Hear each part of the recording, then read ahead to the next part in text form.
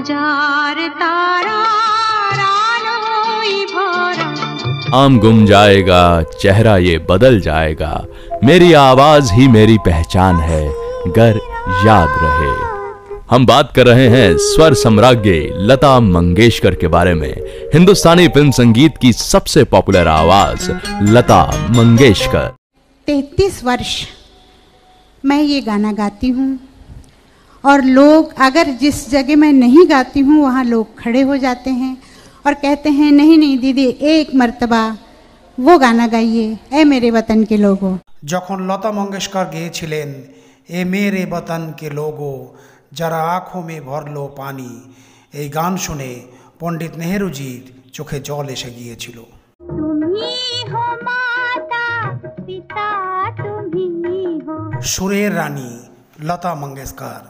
লতা মঙ্গেশকরের আওয়াজ এতই মধুর ছিল যা শ্রোতা দর্শকদের মন মাতিয়েছিল।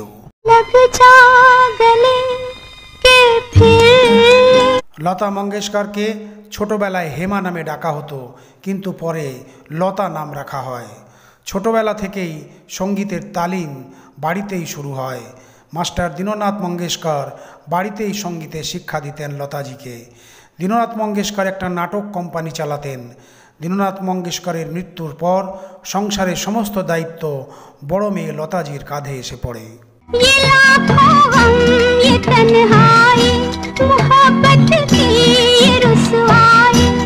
ছোটবেলা থেকেই লতা মঙ্গেশকর বাবার নাটক কোম্পানিতে কাজ করতেন, সেই কারণে ফিল্মে অভিনয় করার সুযোগ পেয়েছিলেন।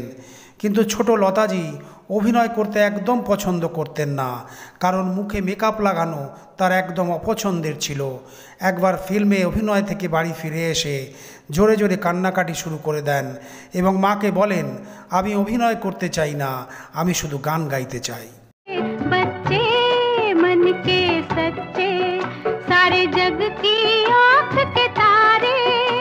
পুরনো দিনের মহান মিউজিক ডিরেক্টর মাস্টার গুলাম হায়দারজি অনেক মিউজিক ডাইরেক্টরের কাছে লতাজিকে নিয়ে যান এবং বলেন, লতাজির আওয়াজ একবার শুনুন, একদম অন্য ধরনের গলা। কিন্তু বড় বড় মিউজিক ডাইরেক্টররা সেইভাবে গুরুত্ব দিলেন না, লতাজির আওয়াজ রিজেক্ট করে দিলেন। কারণ দেখালেন লতাজির আওয়াজ খুব সরু, ফিল্মি গানের জন্য একদম উপযুক্ত নয়। তখন মাস্টার গুলাম হায়দারজি বলেছিলেন, একদিন আসবে যখন লতাজির আওয়াজ সর্বোচ্চ শিখরে পৌঁছবে এবং দুনিয়া লতাজির আওয়াজ শুনে নতমস্তক হবে। ওই সময় গুলাম হায়দারজির কথা সত্যি হবে কেউ ভাবতে পারেননি। যেমন বলা হয়, লহরোं से डर के नौका पार नहीं होती, कोशिश करने वालों की हार नहीं होती। লতা মঙ্গেশকর চেষ্টা চালিয়ে যেতে থাকেন এবং ধীরে ধীরে নতুন নতুন মিউজিক ডিরেক্টরদের কাজ করার সুযোগ পেতে থাকেন, যেমন নওশাদজি, শঙ্কর জয়কিষাণ প্রভৃতি। এরপর আর লতা মঙ্গেশকরকে পিছনে ফিরে তাকাতে হয়নি।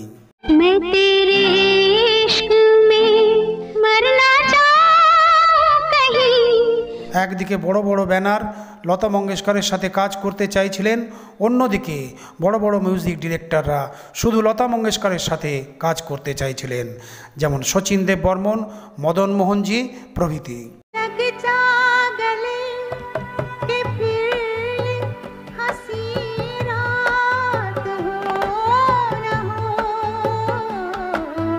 লতা মঙ্গেশকরের মধুর আওয়াজ শুনে সবাই মুগ্ধ হয়ে যান।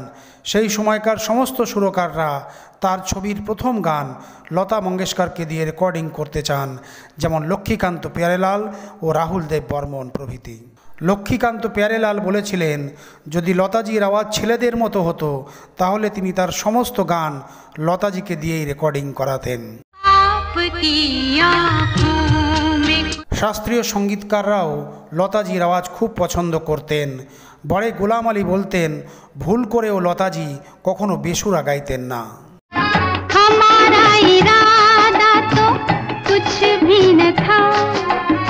ফিল্মি সঙ্গীতে একটা সময় ছিল যখন ছেলেদের গলার অনেক বিকল্প ছিল, যেমন মোহাম্মদ রফি, মান্না দে, তালাত মাহমুদ অথবা কিশোর কুমার, কিন্তু প্লেব্যাক সিঙ্গিংয়ে লতাজির বিকল্প ছিল না।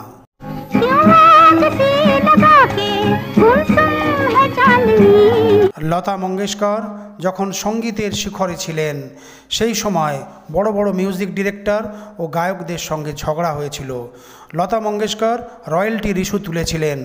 লতাজি বলেছিলেন সমস্ত গায়ক গায়িকাদের রয়্যালটি দেওয়া উচিত, কিন্তু সেই সময়কার গায়ক গায়িকারা এ সম্বন্ধে খুব একটা বেশি জানতেন না। লতা মঙ্গেশকর এই রয়্যালটির দাবিতে অনড় ছিলেন এবং রাজ কাপুরের মতো বড় বড় ব্যানারেও গান গাইতে অস্বীকার করেন।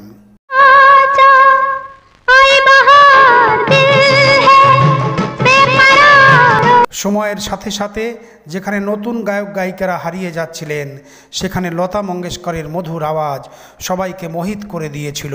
তার গান সবার মন মাতিয়েছিল।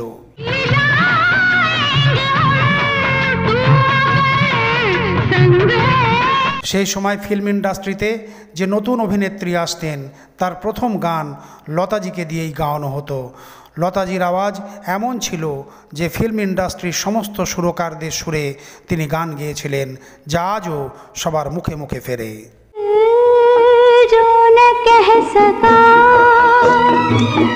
নওশাদ সাহেব অথবা শঙ্কর জয়কিষাণ, শচীন দেব বর্মন অথবা আর.ডি. বর্মন, মদন মোহন অথবা রোশন সাহেব, এদের সুর কেউ ভুলতে পারবে না।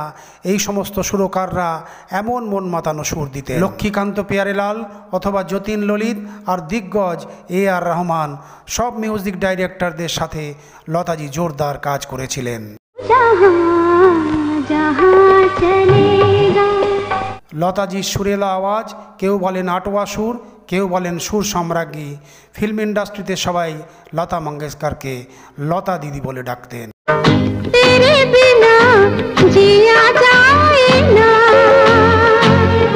ভারত সরকার লতা মঙ্গেশকরকে ভারতরত্ন সম্মানে সম্মানিত করেন। Wishing her all the love from all of us. हम सब उनके फैंस हैं। She is a legend और उनके गाने जो हैं वो हमेशा यादगार रहेंगे। All our prayers and all our best wishes are with her.